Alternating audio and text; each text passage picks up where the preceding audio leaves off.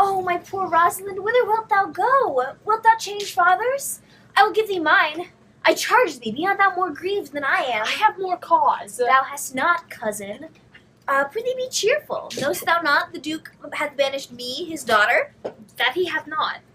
No, hath not. Rosalind lacks then the love which teacheth thee that thou and I am one.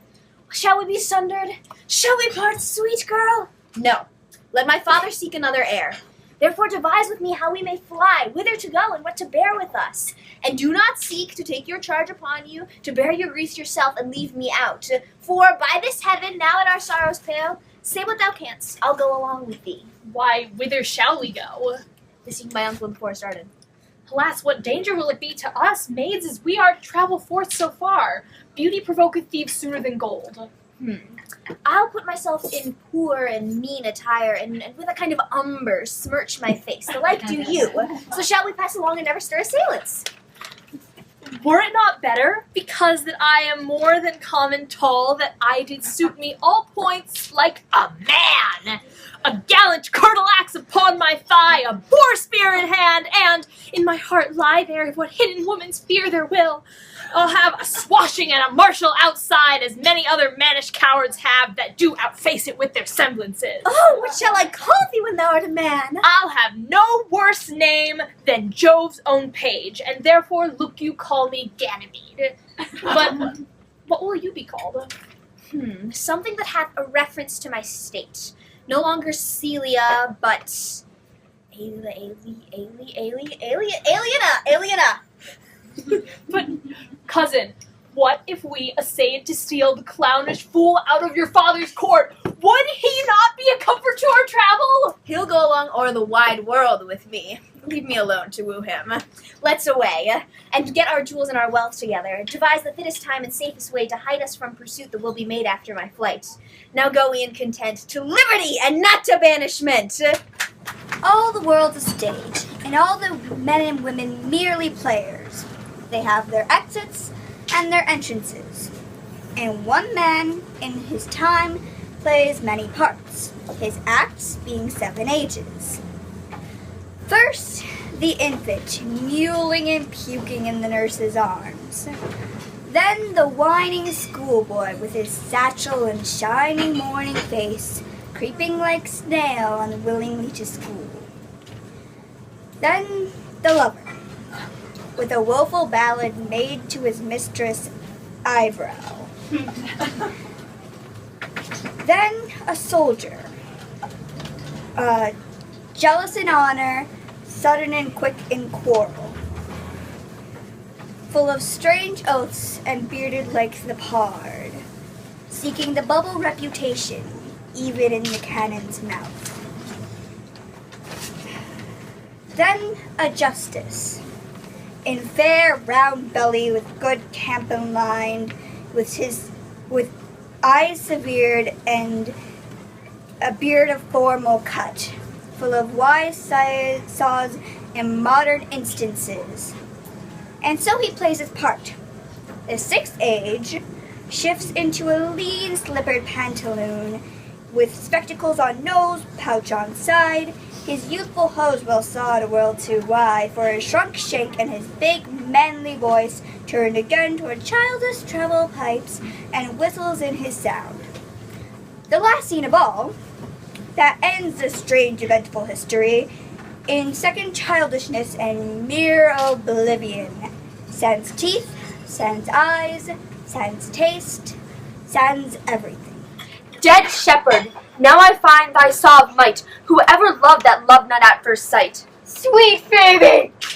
What sayest thou, Silvius? Sweet Phoebe, pity me. Why, I am sorry for thee, gentle Silvius. Wherever sorrow is, relief would be, if you do sorrow at my grief and love, by giving love your sorrow and my grief. Perfect stabbing. Thou hast my love, is not that neighborly? I would have you. Why, that were covetous.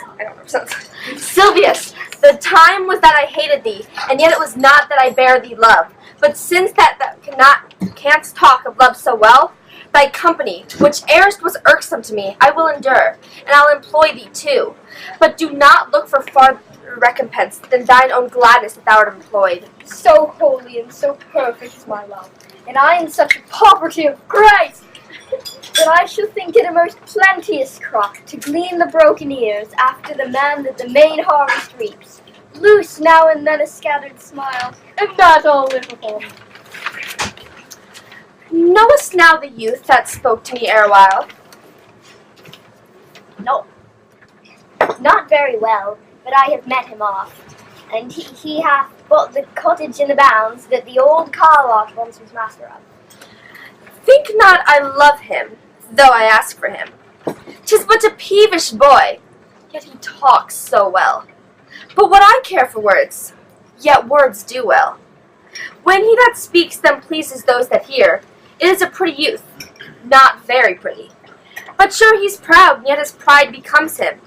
He'll make a proper man. The best thing in him is his complexion, and faster than his tongue did make offense, his eyes did heal it up.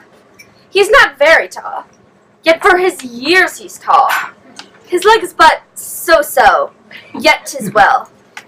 There was a pretty redness in his lip, a little riper and more lusty red than the mixed in his cheek.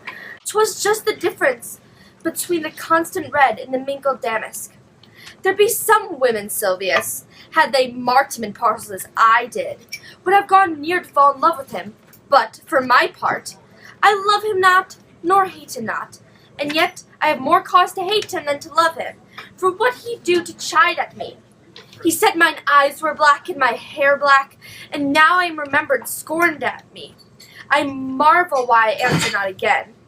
But that's all one. Omittance is no quittance. I'll write him a very taunting letter, and thou shalt bear it. Wilt thou, Silvius? Phoebe with all my heart. Write it straight. The matter's in my head and in my heart. I'll be bitter with him and passing short. Go with me, Silvius.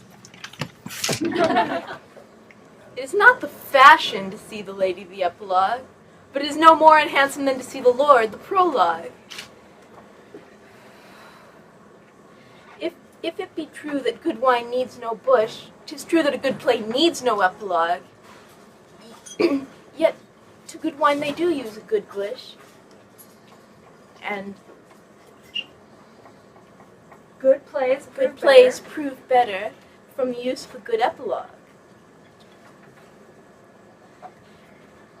What a case am I in? What a case am I in then, that am neither a good epilogue, nor can insinuate with you in the behalf of a good play. I am not I'm furnished not- like a beggar. I am not furnished as a beggar. Therefore to beg will not become me. My way is to conjure you. And I will begin with the women. I charge you, O women, by the love you bear to men, to like as much of this play as please you.